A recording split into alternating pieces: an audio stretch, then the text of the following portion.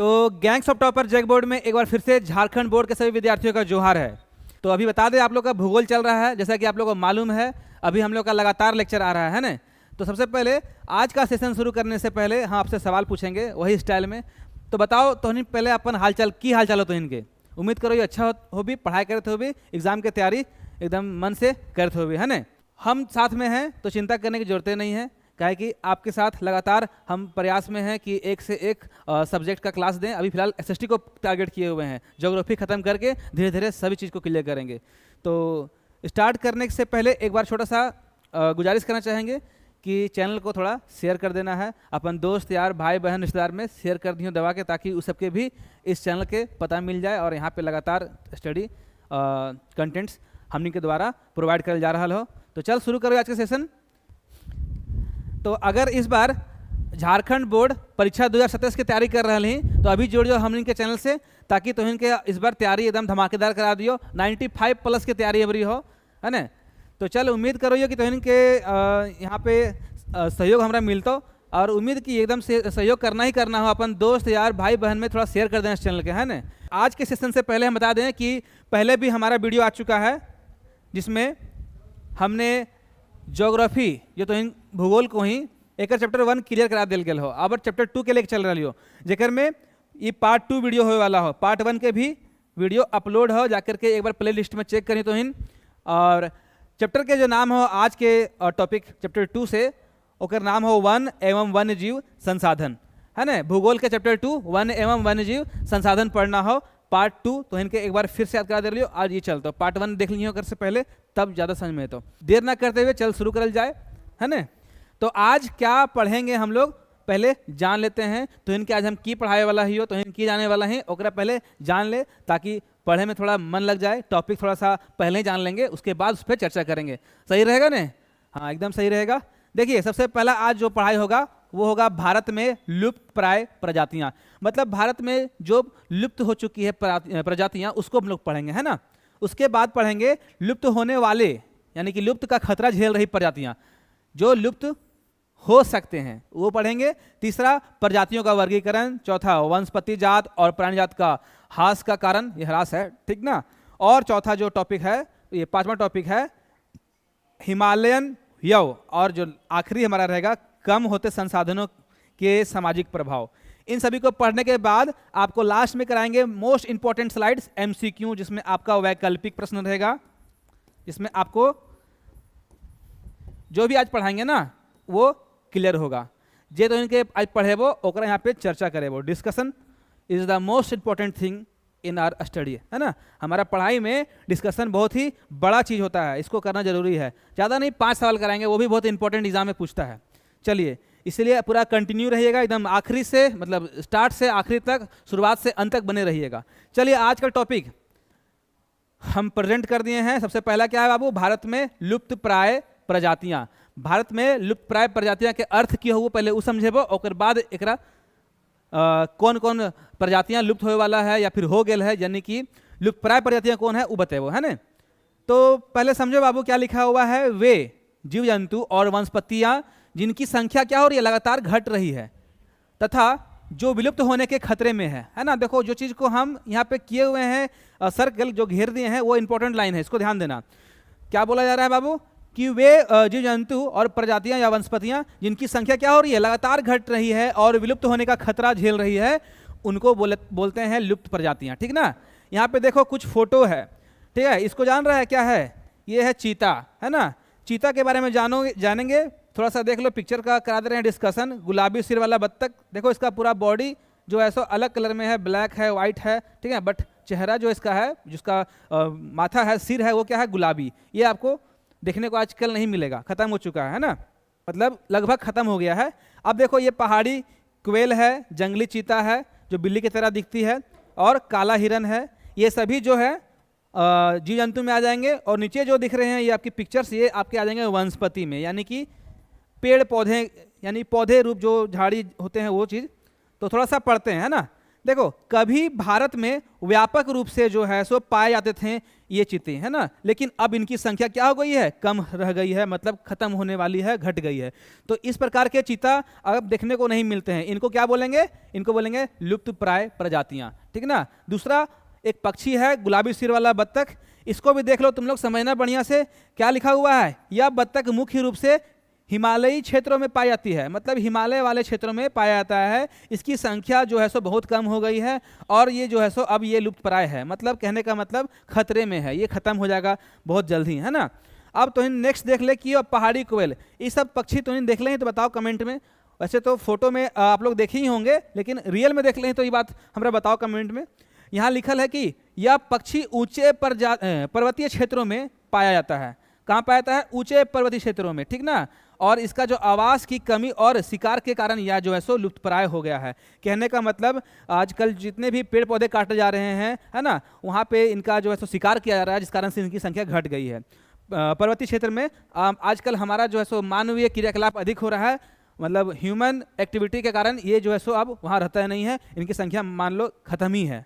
Next क्या है, जंगली चीता बिल्ली। देखो बिल्ली के शकल वाला चीता, ठीक ना, यह भी जो है सो दुर्लभ प्रजाति जंगलों में पाई जाती है। जंगल में मिलता है लेकिन एक आध मिलेगा काफ़ी है, नहीं तो आजकल देखने को नहीं मिलता है ना। वन क्षेत्रों में कमी और मानव गतिविधियां के कारण यह लुप्त प्राय है। ये भी जो है सो खतरे में है, ये भी जो है सो तेजी से अपना संख्या जो है सो घटा रहा है। कहने का मतलब इसको अब देखने को ही नहीं मिलता है। नेक्स्ट क्या है, काला हिरन। या अत्यधिक शिकार और आवास की कमी के कारण जो है सो इसकी संख्या लगातार घट रही है, यह भी लुप्तप्राय है, ठीक है। काला हिरन वाला जो है सो जो काला हिरन प्रजातियां जो होती हैं ये भी आजकल देखने को नहीं मिलती है। क्यों नहीं मिलती है भाई, क्योंकि इसका संख्या खत्म हो गया है, सब शिकार कर दे रहा है, जहां देख रहा है इसको मार के खा जा रहा है ना। इस पर एक फिल्म भी बना था ना, वो क्या था, सलमान खान वाला, भुला गए, उसमें भी सलमान खान मारा था इसको, याद आया, शायद हम आपके हैं कौन था ना फिल्म सलमान खान इसको मारा था, जिसको केस चल रहा था उसका, काला हिरन पे। तो वो चीज़ है। चलो आगे बढ़ते हैं। नेक्स्ट है सेक्रेड लोटस घास। यह घास दलदली क्षेत्रों में पाई जाती है। देख लो बाबू, ये है आपका सिरिड़ा प्रजातियों का घास, या शुष्क क्षेत्रों में पाई जाती है, यानी कि थोड़ा बहुत जहाँ पानी धूप मिल जाए, है ना। और क्या है, तो नेक्स्ट है डेस्मोस्टेकिया विपिनेटा, फिर है ओराइजा कॉफिएटा, और जो है सो थिसेलोनिया कुल की घास। ये सब घासें अब देखने को नहीं मिलती है ना। वो चीज़ आप लोग ध्यान दीजिएगा, थोड़ा सा पिक्चर दिखा दिए हैं। और अब चलते हैं हम लोग नेक्स्ट तो इनके देखे तो एकदम भयंकर भयंकर, एकदम शेर हो, बाघ हो, घड़ियाल उड़ियाल हो ना, ये सब देख लिए, पक्षी उक्षी, इस सब के बारे में थोड़ा पढ़ो ये, आखिर ये सब है कुछ ही। देखो यहाँ लिखा हुआ है लुप्त होने का खतरा झेल रही प्रजातियाँ। लुप्त मतलब गायब। देखो लुप्त का मतलब होता है बाबू गायब। क्या गायब, जो आजकल एकदम गायब ही हो चुकी है। तो लुप्त झेल रही प्रजातियां और गायब हो सकती है और झेल रही है, यही मतलब निकलता है ना कि झेल रही प्रजातियां, यानी कि अभी ये गायब नहीं हुआ है, गायब होने का खतरा झेल रही है, ये पढ़ेंगे। तो क्या लिखा हुआ है, लुप्त होने का खतरा झेल रही प्रजातियां में क्या आ जाएगा, भारत में अनेक जीव जंतु और पौधों की प्रजातियां विलुप्त होने के खतरे का सामना कर रही है। देखो पेड़ पौधे भी हैं और साथ में क्या है, जीव जंतु भी हैं। तो ये सब क्या कर रहे हैं बाबू, ये सब जो है सो लुप्त होने का जो है सो खतरा झेल रहे हैं। बड़े प्राणियों में स्तनधारियों की संख्या लगभग 79 प्रजातियों, पक्षियों की संख्या जो है 44 प्रजातियों, और सरीसृपों की जो संख्या है वो लगभग 15 प्रजातियों, तथा उभयचरों की संख्या 3 प्रजातियों संकटग्रस्त मानी जाती है। इसके अतिरिक्त लगभग 1500 पेड़ जो होते हैं, यानी पौधे लिखा हुआ है, 1500 पौधे की प्रजातियों भी विलुप्त की खतरे में हैं। देखो यहाँ पे जो हम घेरा मारे हुए हैं वहाँ संख्या थोड़ा आंकड़ा दर्शाता है, और आंकड़े को थोड़ा सा तुम लोग ध्यान से समझना। यहाँ क्या बोला है कि बड़े प्राणियों में स्तनधारियों, जो जानवर अपने बच्चों को दूध पिलाते हैं, है ना, वे जानवरों की लगभग कितना 79 प्रजातियां जो है, और पक्षियों की 44 प्रजातियां हैं, और सरीसृपों की प्रजातियां जो है सो 15 हैं, और उभयचरों की जो है सो 3 है। इन सभी को मतलब समझ लो कि संकटाग्रस्त माना गया। संकटाग्रस्त मतलब सारे संकट में हैं, खतरा झेल रहे हैं, खतरा मतलब संकट में हैं लोग, है ना। और बाकी जो बाबू 1500 पेड़ पौधे में रखा गया है कैटेगरी, जिसको बोलते हैं वो है सो क्या है, वो आपका है सो विलुप्ति के खतरे में है। मतलब कुल मिलाकर के इन सभी को ऐसा कैटेगरी में डाल दिया गया कि आज ना कल ये खत्म हो जाएंगे, है ना, इनकी संख्या एकदम घट गई है। ये देख लो, ये हमारे पास जो है सो टाइगर है, ये हमारे पास जो है सो गिद्ध है, ये घड़ियाल है, ये आपका मेंढक है। तो इस प्रकार के जीव जंतु की संख्या बहुत तेजी से गिरावट आ गई है, एकदम खत्म हो गया है। ये सब कहीं देखे के ना मिलो हो, है ना, हो सको तो हमने एक देख ले हो भी, है ना, क्योंकि हमने गाँव देहात जंगल झाड़ में रहे वाला आदमी ही झारखंड में हमने ये सब मिल जाओ, ये मिलो तो बताओ। आजकल तो इन गिद्ध देख लें, ये गिद्ध को थिन, तो इन गिद्ध देख लें तो बताओ, और बाघ देख लें, घड़ियाल देख लें, तो जरा कमेंट करियो, है ना। चल अब आगे बढ़ाइयो, अब आगे बढ़ावे पड़ते नहीं तो पीछे रह जी। नेक्स्ट कोचे बाबू, नेक्स्ट है प्रजातियों का वर्गीकरण। अब प्रजातियों का वर्गीकरण का मतलब की हो पहले समझ ले, फिर तो इनके इस सबसे मिले वो, ठीक ना। देख के लिखा है बाबू, प्रजातियों का वर्गीकरण, इसको अंतर्राष्ट्रीय प्रकृति संरक्षण संघ IUCN से आपका सवाल पूछेगा, इसलिए सवाल को थोड़ा सा आप लोग, है ना, अंडर एस्टिमेट मत करना, इस पे ध्यान देना, ठीक ना, सवाल पे थोड़ा ध्यान देना। क्या लिखा हुआ है, international union for conservation of nature, है ना, IUCN, ठीक, IUCN। तो इसमें हम लोग जो थोड़ा जानने का प्रयास करेंगे, ये IUCN जो है क्या किया हुआ है, प्रजातियों का वर्गीकरण कर दिया है, और वो हमारे अनुसार और बुक के अनुसार लगभग 6 प्रजातियां हैं। कितना है वो, 6 प्रजातियां हैं, और 6 प्रजातियां आपको पढ़ना है, ठीक है। अब 6 प्रजातियां क्या क्या है सब समझेंगे। और क्रम सबसे पहला जो हो वो हो सामान्य जातियां। अब सामान्य जातियां की हो ध्यान देते हैं, वे प्रजातियां जिनकी संख्या पर्याप्त मात्रा में पाई जाती है और जिनके अस्तित्व पर तत्काल कोई खतरा नहीं होता, सामान्य जातियां कहलाती है। मतलब अभी जो है इसका मात्रा है, पर्याप्त रूप से है, सफिशिएंट है, ठीक है, लेकिन इस पे बताया जा रहा है खतरा भी नहीं है, इस पे तत्काल में कोई खतरा नहीं है। क्या बोल रहा है, अभी प्रेजेंट में इस पे कोई खतरा नहीं मंडरा रहा है, एकदम इन लोग एकदम लाइफ स्टाइल जी रहा है, एकदम मस्त, इन पे कोई प्रकार का दिक्कत नहीं है, इन लोग खुला आज़ादी, इन लोग जो है सो पूरा मिला हुआ है, ये सब में समस्या नहीं देखने को मिल रही है, तो उन्हें सामान्य माना गया है। सामान्य का मतलब ही समझ में आ रहा है, एकदम नॉर्मल लाइफ, है ना, नॉर्मल स्पीसीज, नॉर्मल जिंदगी जी रहा है इन लोग, इनमें कोई खतरा नहीं है। समझ में आया, नाम से पता करेंगे, जैसे क्या हो गया, साल हो गया, चीड़ हो गया, कृंतक हो गया, है ना, रोडेंट्स भी बोलते हैं, तथा अन्य सामान्य वन्य जीव। देखो ये थोड़ा सा समझना, ये क्या है, हम लोग के भाषा में की बोलते हैं, अब इसको थोड़ा बताना, ठीक ना। इसको यहाँ पे कृंतक बोला गया है क्योंकि ये कुतरते रहता है कोई ना कोई चीज़ को, ठीक ना। और ये है रोडेंट्स भी कहते हैं। और तो अपन भाषा में, अपन गांव देहात घर के भाषा में की को ही जरा कमेंट करें वगैरह, ठीक ना। बाकी तो जानबे करो, साल के पेड़ हो, चीड़ के पेड़ हो, और ये जैसो अन्य सामान्य वन्य जीव, एकरा जैसो हम लोग क्या बोलते हैं, इसको तुम लोग बताएगा, ये हिरन है या फिर क्या है, बारहसिंघा है। देखने में लग रहा है हिरन जैसा, लेकिन हिरन ये नहीं है, ठीक ना, ये बारहसिंघा है, तुम लोग बताते हैं, ठीक है, बारहसिंघा, ठीक। चलो, तो इसमें से इसका नाम कमेंट कीजिएगा क्योंकि इसका बहुत ही अच्छा सा नाम है, प्यारा सा नाम है। चलो आगे बढ़ते हैं। सामान्य जातियां, हमको लगता है तुम लोग एकदम बहुत अच्छा समझ गया होगा, ठीक है ना। जिसकी मात्रा क्या है, पर्याप्त है और कोई खतरा नहीं मंडरा रहा है, वो सामान्य प्रजाति में आ जाता है। नेक्स्ट देखो बाबू क्या है, लुप्त जातियां। देखो लुप्त, नाम का मतलब लुप्त, है ना, लुप्त मतलब गायब।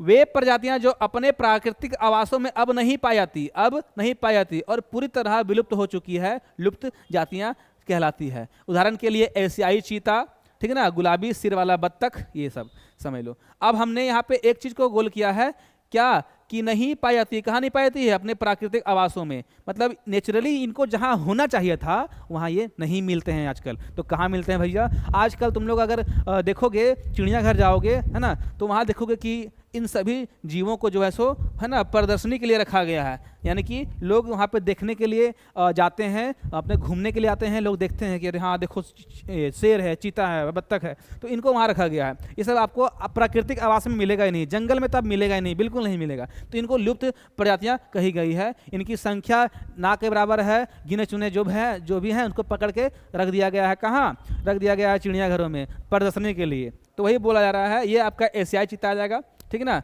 गुलाबी सिर वाली बत्तख जो है ये तो एकदम खत्म ही हो गई है, शायद कहीं कोई चिड़ियाघर में मिल जाएगा तो अलग बात है, ठीक। तो इनको क्या बोला गया है, लुप्त प्रजातियां। लुप्त मतलब गायब हो गई है, जो प्रजातियां खत्म हो गई है उनको बोलेंगे, ठीक ना। लुप्त मतलब संख्या ना के बराबर। एक चीज ध्यान दो, एक होता है लुप्त, एक होता है विलुप्त, ठीक है ना। तो यहाँ बोला गया पूरी तरह विलुप्त हो चुकी है, मतलब अब नहीं पाई जाती है, लेकिन कहीं कहीं पाई जाती है। चिड़ियाघर में आपको ये देखने को मिल जाएगा। इसका कह नहीं सकते, ये भी मिल जाएगा, ये सब मिल जाएगा, इसका टॉपिक अलग है यहाँ, है ना। अब इसको पढ़ते हैं, चलो देखो। तीसरा क्या है, सुभेद प्रजातियां। देखो सुभेद प्रजातियां क्या होता है, वे प्रजातियां जिनकी संख्या लगातार घट रही है। देखो यहाँ पे घट रही है लिखा हुआ है ना, और जो निकट भविष्य में संकटाग्रस्त हो सकती है, मतलब अभी जल्द ही आने वाले हमारे भविष्य में इस पे संकट मंडरा सकता है, सुभेद प्रजातियां कहलाती है। यदि इनकी संरक्षण पर ध्यान ना दिया जाए तो इनकी अस्तित्व जो है सो खत्म हो जाएगी, इनका अस्तित्व खतरे में पड़ सकता है। ठीक है, कहा गया है कि अगर इन पे ध्यान ना दिया जाए सुभेद प्रजातियों पर तो ये जल्दी खत्म हो जाएगा, ये बोल रहा है। ठीक ना, तो सुभेद का मतलब समझ में आ गया, जिनका भविष्य एकदम खत्म है, आज है, हो सकता है कि आने वाले कुछ सालों में इनका नामो निशान ना हो, वो हो जाएगा सुभेद प्रजातियां। ठीक, देखो यहाँ पे क्या है, नीली भेड़, ये नीली भेड़ है। ठीक ना, ये है एशियाई हाथी। अब आगे बढ़े, संकटाग्रस्त जातियां, प्रजातियों का वर्गीकरण में ही पढ़ रहे हैं बाबू, 4 गो अभी हम लोग पढ़ लेंगे, फिर 2 और है, यानी कि कुल 6 प्रजातियां हैं। ध्यान देना, कहीं जाना नहीं है, एकदम छोटा छोटा स्लाइड तुम लोग के लिए हम लेकर के आए हुए हैं कि एकदम कम समय में बेहतर तुम लोग को जो है सो हम जानकारी करा दें, और है ना पार्ट वाइज वीडियो आप लोग को बना के दे रहे हैं ताकि आप लोग जो है सो अच्छे से समझ पाओ। नेक्स्ट क्या है, संकटाग्रस्त है जातियां, वे प्रजातियां जिनकी संख्या लगातार कम हो रही है और जिनके विलुप्त होने का खतरा बहुत अधिक है। देखो सुभेद का भी और इसका संकटाग्रस्त का भी लगभग सेम डेफिनेशन मिल रहा है ना, क्योंकि सुभेद वाला में भी क्या बोला था, जरा पीछे चले, इसमें भी क्या बोला, देखो कि लगातार घट रही है ना, जिनकी संख्या क्या हो रही है, लगातार घट रही है, और जो निकट भविष्य में संकटाग्रस्त हो चुकी है, मतलब संकट इनके ऊपर मंडरा रहा है, वो सुभेद प्रजातियां कहलाई थी, है ना, कही गई थी। यहाँ पे सेम चीज यहाँ पे बोल रहा है कि विलुप्त होने का खतरा बहुत अधिक है, मतलब वो संकटाग्रस्त था और ये इसमें खतरा क्या बहुत अधिक है, संकटाग्रस्त जातियां कहलाती है। समझ में आया, यदि संरक्षण नहीं किया गया तो इनका अस्तित्व समाप्त हो जाएगा या फिर समाप्त हो सकता है। संकटाग्रस्त और सुभेद लगभग सेम है, यहाँ पे भी बोला गया है इनके अस्तित्व पर खतरा बढ़ सकता है, खतरा बढ़ सकता है, अगर अभी इन पे संरक्षण नहीं किया जाए, इनको बचाया ना जाए तो ये खत्म ही हो जाएगा। ठीक ना, और यहाँ बोल रहा है कि ये बहुत ज़्यादा मात्रा में जो है सो इनका संख्या घट चुका है, संरक्षण इसका भी नहीं करेंगे तो ये भी अस्तित्व में नहीं रहेगा, समाप्त हो जाएगा। जैसे काला हिरन, मगरमच्छ और संघाई हिरन जो भी है ना, देखो यहाँ काला हिरन है, मगरमच्छ है, संघाई हिरन है। तो काला हिरन अभी एक जगह और पढ़े थे, तो जरा दिखा दें, कहाँ पढ़े थे जी, कहाँ पढ़े थे, थोड़ा सा चलते हैं पीछे और चलते हैं पीछे, हाँ यहाँ पढ़े थे ना, यहाँ पढ़े थे हम लोग, ये लुप्त प्राय प्रजातियाँ, सभी को कंबाइन करके यहाँ बताया है ना, सभी को कंबाइन करके बताया था यहाँ पे। तो ये काला हिरन जो है सो हमारा है ना लुप्त प्राय प्रजातियाँ हैं, लेकिन ये कहाँ दिखाया, ये दिखाया आपको संकटाग्रस्त में दिखाया है ना। चलो ठीक है, अब आगे बढ़ते हैं। हाँ, तो संकटाग्रस्त समझ में आ गया कि नहीं समझ में आया, कमेंट तुम लोग जरूर करना। चलो अब आगे बढ़ते हैं, आगे बढ़ल जाए। नेक्स्ट है दुर्लभ जातियां, वे जातियां जिनकी संख्या बहुत कम होती है और जो सीमित क्षेत्रों में पाई जाती है। देखो नाम से हम लोग को चल जाता है मालूम, दुर्लभ, जिसकी मतलब दुर्लभ मतलब एकदम ना के बराबर में, दुर्लभ मतलब जल्दी मिलता ही नहीं देखने को, ये समझ लो, है ना।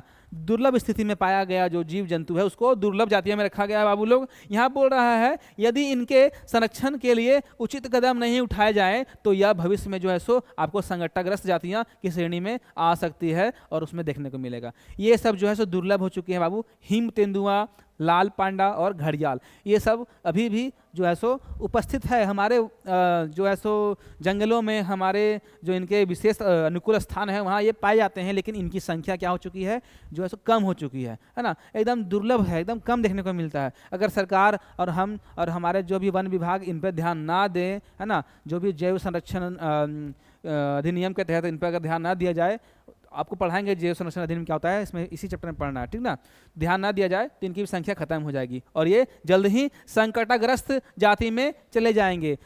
ये संकटाग्रस्त प्रजाति में इनको जो है सो डाल दिया जाएगा, लेकिन अभी इनकी संख्या थोड़ा बहुत है, यानी कि बहुत कम है ना, थोड़ा बहुत मतलब बहुत कम लिख रहा है, बहुत कम है, ठीक। और कहीं आप लोग इसको देखे हैं तो बताइए, ये देखे होंगे, ये अक्सर जो है सो चिड़ियाघर में आराम से देखने को मिल जाएगा, ये जल्दी नहीं मिलता है ना, ये सब जल्दी नहीं मिलेगा, लेकिन चिड़ियाघर जाओगे ये देखने को मिल जाएगा, ठीक है। और मांझी कौन कौन गया है झारखंड में, और मांझी में जाना, यहाँ रखा हुआ है चीज़ मिल जाएगा। चलो आगे बढ़ें।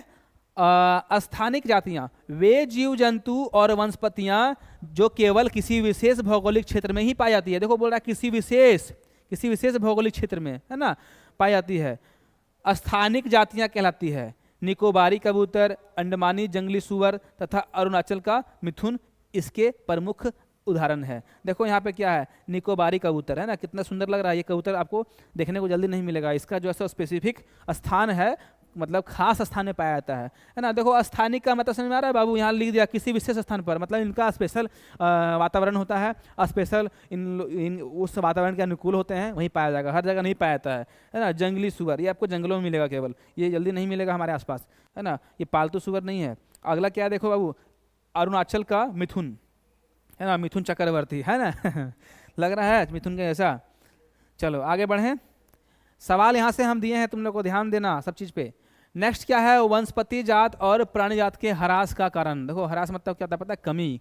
तो वनस्पति जात और प्राणी जात के ह्रास का जो कारण है वो है कृषि में विस्तार और है संवर्धन, वृक्षारोपण।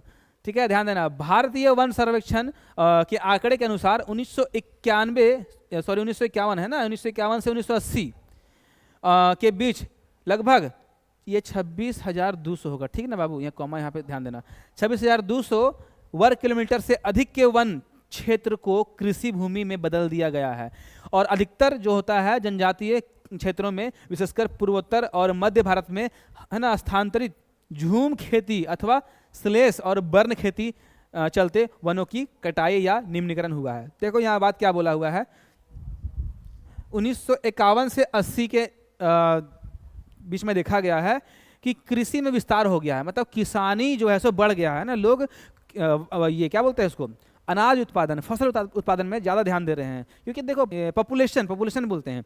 तो अगर पॉपुलेशन बढ़ेगा तो जाहिर सी बात है कि उनको अनाज पानी भी चाहिए, उनको खाने के लिए अन्न चाहिए, तो कृषि तो होगा ही ना, कृषि होगा ही। तो कृषि में विस्तार हुआ है। कब से कब तक हुआ है बाबू, 1951 से 80 तक में, और अभी तो 2026 चल रहा है, अभी और हो गया होगा। NCERT में पुराना डेटा दिया हुआ है ना। अभी तो हम 2026 में हम लोग आ गए हैं ना, तो अभी तक तो और कृषि बढ़ गया। तो क्या बोल रहा है कि कृषि बढ़ने के कारण जो है सो 26,200 वर्ग किलोमीटर स्क्वायर तक का जो है सो क्षेत्र, है ना, वन था, वन को हटा करके खेत में बदल दिया गया, यानी कि पेड़ पौधों को काट करके या फिर बोल सकते हो जला करके, है ना, क्या कर दिया गया है, कृषि योग्य जमीन बना दिया गया है। और यहाँ पे एक वर्ड बोला हुआ है, क्या बोला, ध्यान दो, अधिकतर जनजातीय क्षेत्र जो है इसमें ये इन्वॉल्व है। वे लोग अपने जीवन यापन करने के लिए जंगल में पेड़ पौधों को काट करके झूम खेती करते हैं, है ना, या फिर पेड़ पौधों को जला करके झूम खेती करते हैं। मालूम है ना झूम खेती क्या होता है, सो जमीन का टुकड़ा को क्या करेंगे, वहाँ घास फूस होंगे, पेड़ पौधे होंगे, उनको क्या करेंगे, जला के उसके राख को खेत में डाल देंगे, खेती करेंगे, है ना। तो वही बोला जा रहा है कि भारत में हस्तांतरित झूम खेती और स्लेश या बर्न खेती के चलते क्या हो रहा है, वनों की कटाई हो रही है। और यही जो है सो बाबू हमारा कृषि में विस्तार के कारण मतलब क्या हो रहा है, वन का ह्रास हो रहा है। अब वन का ह्रास होगा तो प्राणी का भी ह्रास होगा। ह्रास बोले तो कमी, ठीक ना, ह्रास वर्ड से तुम लोग मत कंफ्यूज हो जाना। ह्रास मतलब क्या होता है, ये ह्रास है, ठीक ना, साफ से लिख दे रहे हैं, ये हा है, यहाँ पे ऐसे होगा ह्रास, 1 मिनट ऐसे, ह्रास इसका मतलब होता है कमी। तो जहाँ कमी वर्ड रहेगा उसको ह्रास समझ लेना, मतलब जहाँ ह्रास वर्ड रहेगा वहाँ कमी समझ लेना, ठीक ना। अगला जो टॉपिक है, संवर्धन वृक्षारोपण। जब व्यावसायिक महत्व के किसी एक प्रजाति के पौधों का वृक्षारोपण किया जाता है तो इसे संवर्धन वृक्षारोपण कहते हैं, ठीक ना। और देखो यहाँ पर व्यावसायिक महत्व के लिए मतलब व्यापार के लिए, को ऐसा पेड़ पौधा जिससे क्या होता है, व्यापार होता है, बिजनेस होता है, उसके लिए अगर जो भी पेड़ पौधे लगाए जाते हैं ना, उसको क्या बोलते हैं, संवर्धन। भारत के कई भागों में संवर्धन वृक्षारोपण किया गया ताकि कुछ चुनिंदा प्रजातियों को बढ़ावा दिया जा सके। इससे अन्य प्रजातियों का जो है सो उन्मूलन हो गया है ना। तो संवर्धन वृक्षारोपण का मतलब होता है व्यावसायिक मामले के लिए, अगर हमको व्यापार करना है, बिजनेस करना है, मान लो कि जो हम लोग बोलते हैं ना साल का वृक्ष, लिप्टस का वृक्ष, है ना, पेड़ जिसको बोल रहे तुम लोग, पाइन ट्री, है ना, इन सभी को बहुत ज़्यादा बिजनेस में इन्वॉल्व किया गया है, मतलब व्यापार के लिए इन सभी का बहुत ज़्यादा उपयोग होता है, फर्नीचर बनाने के लिए। तो अब उस सब का रोपण होगा ही, तो वो संवर्धन वृक्षारोपण हो गया, ठीक ना। चलो अब वो सब पेड़ पौधों को लगाएंगे तो जाहिर सी बात है उन पेड़ पौधों में रहने वाले जो आवासीय जीव होते हैं वो तो ऑटोमेटिक आ जाएंगे, तो इनसे जो है सो ये एक फ़ायदा है। चलो आगे बढ़ें। वनस्पति जात और प्राणी जात के ह्रास के कारण जो है हमारा अभी चल रहा था ना, इससे पहले देखो इसमें थोड़ा सा एक बार हम आना चाहेंगे। वनस्पति जात और प्राणी जात में ह्रास के कारण क्या है बाबू, दो को बताएं। एगो कृषि में विस्तार के कारण जो है सो जंगल की कटाई हो जा रही है ना, और जो जंगल में जीव जंतु रहते हैं उनकी कमी आ जा रही है। दूसरा क्या है, संवर्धन वृक्षारोपण, इससे भी क्या हो रहा है, ये जंगल की कटाई हो जा रही है, और फिर लोग क्या कर रहे हैं, उसी प्रकार का पेड़ का उपयोग कर रहे हैं जो चीज़ उनके व्यापार में जो है सो महत्व रखता है, उन्हीं का उपयोग कर रहे हैं इन लोग, उन्हीं का रोपण कर रहे हैं। ये दो चीज़ हमारा जो है सो ये दोनों का, इनका और इनका ह्रास का कारण बनता है। तीसरा जो हमारा है वो क्या है, वो है विकास परियोजनाएं। देखो विकास परियोजनाएं मतलब होता है डेवलपमेंट प्रोजेक्ट्स, है ना, जिससे सरकार चाहती है कि किसी क्षेत्र का विकास हो, किसी क्षेत्र में जो है सो कुछ ना कुछ नया बने, तो उस समय भी हमारा जो है सो वन्य और प्राणी में ह्रास देखने को मिलता है, ठीक ना। तो ये तीसरा सबसे बड़ा कारण क्या है, देखो आज़ादी के बाद बड़े पैमाने वाली कई विकास परियोजनाओं को मूर्त रूप दिया गया है। इससे जो है सो जंगलों को भारी क्षति का सामना करना पड़ा। 1952 है ना, 1952 से आज तक नदी घाटी परियोजनाओं के कारण जो है सो 5000 वर्ग है ना, 5000 वर्ग किलोमीटर से अधिक वनों का सफाया हो चुका है। देख ले बाबू, विकास परियोजना हो, सरकार विकास जहाँ करता हो वहाँ पेड़ करता हो। हम तो उन्हीं के पहले वाले भी लेक्चर में बता चुके लियो, जहाँ विकास करेगा, जहाँ मान लो कि बहुत बड़े लेवल पे बन रहा है हॉस्पिटल, बहुत लेवल पे बन रहा है कॉलेज, बहुत बड़े लेवल पे बन रहा है ये इंडस्ट्री वगैरह, है ना, फैक्ट्री वगैरह, कारखाना वगैरह, तो पेड़ पौधा तो कटबे करता है ना। तो वही चीज़ बताया है, विकास परियोजनाओं में दिखा गया है जो है सो 5000 वर्ग किलोमीटर से भी अधिक वनों को क्या कर दिया गया है, साफ कर दिया गया है, ठीक है। चलो ये 1992 के बाद का आंकड़ा है, उससे पहले नहीं बता रहा है, ठीक ना। अब आगे बढ़ें, नेक्स्ट क्या है, खनन। देखो खनन को बोलते हैं इंग्लिश में माइनिंग। माइनिंग मतलब खनन। खनन से कई क्षेत्रों में जैविक विविधता को भारी नुकसान पहुंचा है। और उदाहरण के लिए देखा जाए तो पश्चिमी बंगाल जो है वहाँ का, है ना, क्या लिखा हुआ है, बक्सा टाइगर रिजर्व में, है ना, डोलोमाइट का खनन। देखो माइनिंग जहाँ होता है ना बाबू, वहाँ पे क्या होता है, बहुत ज़्यादा मात्रा में जैविक विविधताओं का जो है सो नुकसान होता है। क्योंकि देखो जिस क्षेत्र में खुदाई होगा वहाँ के रहने वाले जो जीव जंतु होते हैं वो क्या करते हैं, वहाँ से प्रवास कर जाएंगे, वहाँ से माइग्रेट करके किसी और क्षेत्र में चले जाएंगे। तो वही बोल रहा है कि उदाहरण के लिए ले लो कि बंगाल है, पश्चिम बंगाल, वहाँ पे जो है सो बक्सा टाइगर रिजर्व में जो है सो डोलोमाइट खनन हो रहा था। तो वहाँ पे क्या हुआ, बंगाल टाइगर लोग का जो है सो वहाँ से क्या हो गया है, वहाँ से विस्थापन हो चुका है, वहाँ की जो जैव विविधता थी वो खतरे में चली गई, नुकसान पहुँचा, है ना। तो ये चीज़ यहाँ पे है। नेक्स्ट है संसाधनों का असमान बंटवारा। अमीर और गरीब जो लोग होते हैं उनके बीच संसाधनों का असमान बंटवारा होता है। इससे अमीर लोग क्या होते हैं, संसाधनों का दोहन करते हैं। देखो संसाधन का जो ज़्यादा उपयोग करने वाला लोग है ना धरती पे, वो क्या है, अमीर लोग, क्योंकि उन लोग अपने आवश्यकताओं को पूरा करने के लिए डायरेक्टली जो है सो पर्यावरण पर निर्भर हो जाते हैं। और गरीब क्या करेंगे, गरीब जो होते हैं वो संसाधन का संरक्षण करते हैं, उनके पास जो है सो सीमित संसाधन में जीवन जीना हम लोग सीखते हैं। तो वही बताया गया है कि अमीर और गरीबों के बीच में संसाधनों का असमान वितरण है, जिस कारण से संसाधन में और वनस्पति जात और प्राणी जात में कमी देखने को मिल रही है ना। पर्यावरण को अधिक नुकसान पहुंचाने वाले जो हैं सो यही लोग हैं, ठीक ना। चलो अब आगे बढ़ें। तो अगला टॉपिक हमने के हो हिमालय यव, ठीक ना, हिमालयन यव की हो से ओकरा समझेबो तो इनके। देखो यहाँ क्या लिखा हुआ है कि हिमालयन यव यानी कि चीड़ की जो प्रकार सदाबहार वृक्ष होती हैं, ये पेड़ का नाम है, ठीक ना। एक औषधीय पौधा है हिमालयन यव, क्या है बाबू, एक औषधीय पौधा है, मतलब इससे दवा ववा बनता है, ठीक ना, दवा बनता है कहने का मतलब, जो हिमालय प्रदेश और अरुणाचल प्रदेश में जो है सो पाया जाता है, ठीक ना। यहाँ क्या बोल रहा है, इसका उपयोग जो होता है, इसका पेड़ का छाल उपयोग में लिया जाता है, पत्तियों को लिया जाता है, टहनियों को लिया जाता है और जड़ों को, है ना। और जड़ों से टक्सोल नामक रसायन निकलता है, उसी से जो है सो कैंसर रोगों के उपचार के लिए दवा वगैरह बनाया जाता है। देखो क्या बोला हुआ है, पेड़ का छाल, पत्ती, टहनी और जड़ों से टक्सोल नामक रसायन निकाला जाता है। एग्जाम में यहाँ से सवाल बन सकता है कि बताओ कि हिमालयन यव जो है सो उससे किस प्रकार का रसायन निकाला जाता है, तो ये टक्सोल नामक रसायन, ठीक ना। चलो इसका नुकसान क्या हुआ, ध्यान दो, हिमाचल प्रदेश देख लो और अरुणाचल प्रदेश देख लो, वहाँ पे क्या हो गया है, इन क्षेत्रों में यव हजारों संख्या में सूख गए हैं, मतलब खत्म हो गए हैं। हाँ तो ये था। चलो इसका जो है सब अगला पढ़ेंगे, कम होते संसाधनों के सामाजिक प्रभाव। देखो संसाधन कम होगा, समाज में प्रभाव पड़ेगा। अगर संसाधन बहुत मात्रा में है तभी संसाधन के अधिक होने से लोग क्या करेंगे, अपने आप में अच्छा फील करेंगे, बोलेंगे कि हमारे पास कोई चीज़ की कमी नहीं है। और संसाधन खत्म होने लगेगा तब उन लोग को भी प्रभाव ये पड़ेगा कि हमारे पास ये कमी है वो कमी है। मतलब आदमी जो है वो अपने इच्छा के अनुसार संसाधन का उपयोग करता है। ज़्यादा है तब उसका कदर नहीं, कम है तो उसका अफसोस करेगा। ये चीज़ कहने का मतलब मेरा था, ठीक ना। तो संसाधन कम हो रहा है, सामाजिक प्रभाव जो है सो क्या हो रहा है, थोड़ा उसको जानेंगे। देखो यहाँ क्या लिखा हुआ है, संसाधनों के कम होने से जो है ना समाज पर प्रतिकूल प्रभाव पड़ते हैं। कुछ चीज़ों इकट्ठा करने के लिए महिलाओं पर अधिक बोझ होता है, जैसे ईंधन, चारा, है ना, पेयजल और अन्य मूलभूत चीज़ें।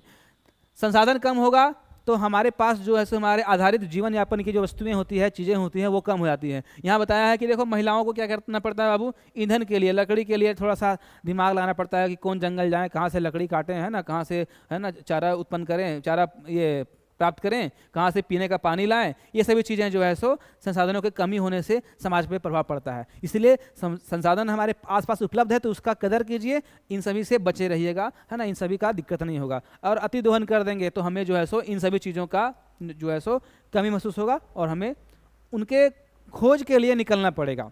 जंगलों में देखते होंगे कि जो ग्रामीण क्षेत्रों में है वहाँ महिलाएं क्या करती है, दूर दूर तक निकल जाती है ना, बोझ लाने के लिए, लकड़ी, है ना, अपने घर में चूल्हा जलाने के लिए, वही ईंधन बोला गया है यहाँ पे। और पशुओं के लिए घास फूस काटने के लिए निकल जाती है बहुत दूर, है ना, वो चीज़ समझ लो। यहाँ पे पानी पीने के लिए महिलाएं हैं सो क्या करती है, बहुत दूर दराज तक नदी नालों से पानी भर के लाती है। जहाँ पे विकास नहीं है, जहाँ पे बहुत ज़्यादा संसाधन का दोहन हो चुका है, वहाँ पे ये चीज़ समझ में देखने को मिलता है ना, समझने को मिलता है।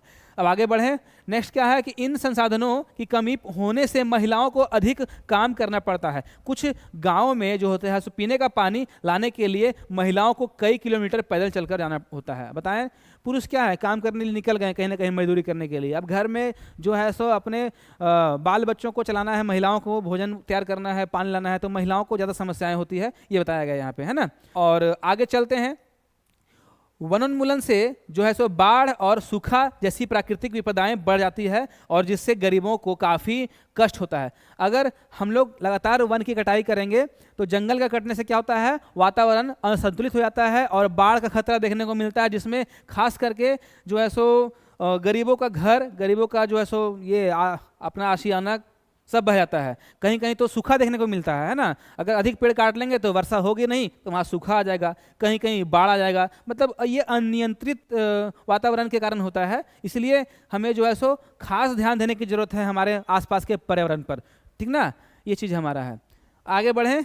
आगे जो है सवाल का सेशन शुरू हो गया। अभी तक जितना हम लोग पढ़े उससे सवाल करेंगे। तो तोहिन के अभी हम सवाल पूछबो, सवाल तोहिन के कमेंट में भी करना हो। ये पहला सवाल तोहिन कमेंट में बतेबी, क्योंकि एक फुल फॉर्म तोरा पढ़े ले लियो अभी, है ना। IUCN का पूरा नाम क्या है, ABCD पढ़ दियो नाम भी। चलो पढ़ते हैं। International union for conservation of nature, या फिर Indian union for conservation of nature, या फिर international union for conservation of nature, या फिर Indian unit for common nature. ये चारों में की एक आंसर है तो कमेंट कर भी, है ना,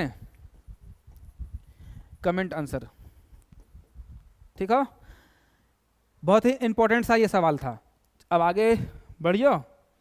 नेक्स्ट हो कृंतक। अभी कृंतक तो देखे ले लियो, है ना बाबू, कौन सी हल है बताओ। विलुप्त प्रजाति में हल है कि सामान्य में कि संकटग्रस्त में या फिर दुर्लभ में। तो इसका जो राइट आंसर हो जाएगा सामान्य, था ना जी। इसका नाम भी आप लोगों को पूछे थे कमेंट में, जो नहीं था चूहा जैसा, वो है, याद आया। चलो अब आगे बढ़ें। नेक्स्ट, जिन जातियों की संख्या बहुत कम होती और सीमित क्षेत्रों में पाई जाती है उन्हें क्या कहते हैं। देखो, जिनका संख्या बहुत ही कम है, क्या है, बहुत ही कम है और सीमित क्षेत्रों में मिलेगा, हर जगह नहीं मिलेगा, उनको क्या बोलते हैं, सामान्य जातियां, संकटाग्रस्त जातियां, दुर्लभ जातियां या फिर विलुप्त जातियां।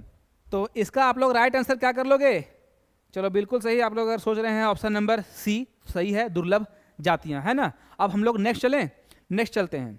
वन क्षेत्रों का अधिक विनाश किन क्षेत्रों में हुआ है। मतलब जंगल को देखा जाए, जंगल वाला इलाका सबसे ज़्यादा कहाँ पे इनका विनाश हुआ है, तो रेगिस्तानी क्षेत्रों में, पर्वतीय क्षेत्रों में, या फिर जनजातीय क्षेत्रों में, या फिर शहरी क्षेत्रों में। देखो इसका सिंपल सा लॉजिक है, शहर के आसपास जो भी थोड़े बहुत जंगल बचे हुए हैं, है ना, वो क्या करेंगे, वो शहर को और ज़्यादा विस्तार करने के लिए, शहर को और बड़ा करने के लिए, शहर में और सुविधाएं लाने के लिए उनको लगातार क्या किया जा रहा है, काटा जा रहा है ना, काटा जा रहा है। तो बाबू यहाँ पे है सो शहरी क्षेत्रों में अधिकांश जो है सो वन विनाश देखने को मिल रहा है, ठीक ना। चलो समझ में आ गया। अब हम लोग जो है सो ये हमारा पार्ट 2 वीडियो था इस लेक्चर का, चैप्टर 2 जो हमारा भूगोल से था, है ना। अब हम लोग इसका पार्ट 3 करेंगे अगले सेशन में, अगले वीडियो में। तो अगले लेक्चर के लिए आप लोग वेट करें, तुरंत आ रहा है कल। ये आज आप लोग देख लिए, कल आपका तुरंत नेक्स्ट पार्ट हमारा जो है सो आ जाएगा। तो उम्मीद करते हैं आप लोग से कि जितना आजकल हम आज और कल के सेशन में बताएं, पार्ट 1 पार्ट 2 में समझ में आया होगा, और पार्ट 3 हम लोग का जल्द आ रहा है। सभी के थैंक यू। एक बार तोनी के कहो कि चैनल के थोड़ा शेयर कर दियो अपन दोस्त यार के, ताकि वो सभी जुड़ जाए, है ना। तो यही तोनी से हम गुजारिश कर सको, या बाकी सपोर्ट थोड़ा दिखाना हो तो कर भी कि ना कर भी। तो आज के सेशन में बस इतना ही। सबके अगेन थैंक यू, और फिर मिलेंगे। जय हिंद, जय भारत, वंदे मातरम, जोहार झारखंड।